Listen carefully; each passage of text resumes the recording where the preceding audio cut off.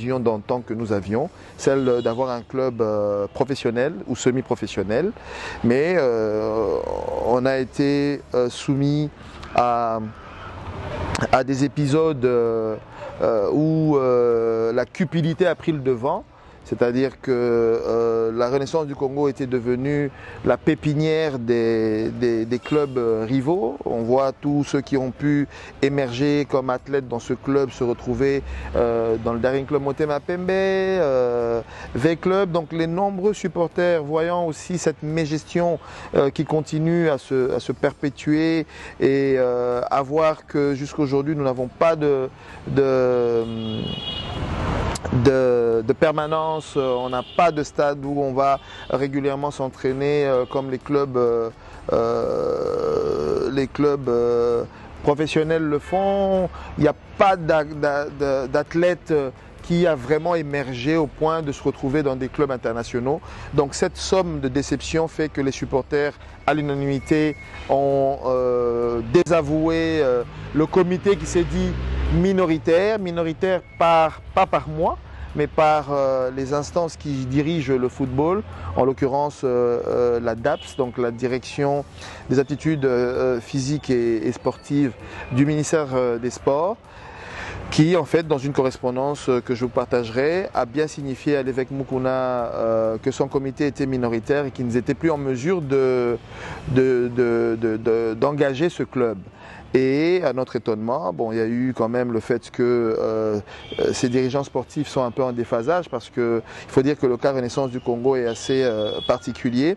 Un club qui était prometteur, qui a fait ses preuves, qui a eu en 3 années plusieurs titres.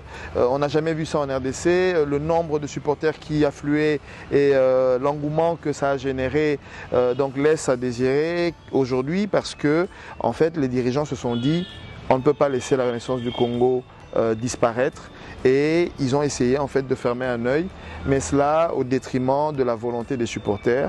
Et là maintenant on est en fin de saison. Étant en fin de saison, donc on est aussi depuis le 2 arrivé au terme du mandat de ce comité minoritaire qui a quand même géré. Il y a déjà la Coupe du Congo qui s'annonce.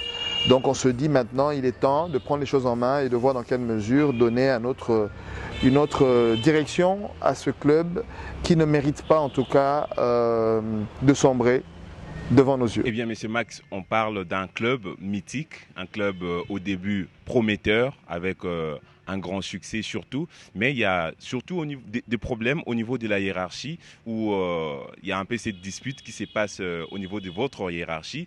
Est-ce qu'on peut savoir comment est structurée votre direction, comment s'organise donc votre club depuis la présidence jusqu'aux membres?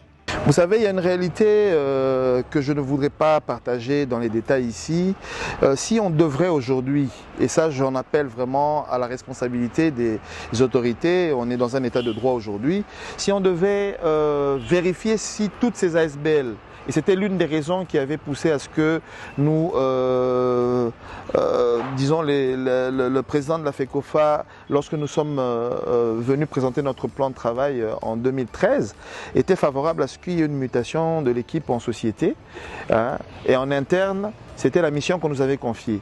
Mais si aujourd'hui on devrait aller vérifier tous les clubs qui sont en compétition dans les ligues ou dans les compétitions nationales, vous remarquerez qu'il y a un sérieux problème de non-respect des textes.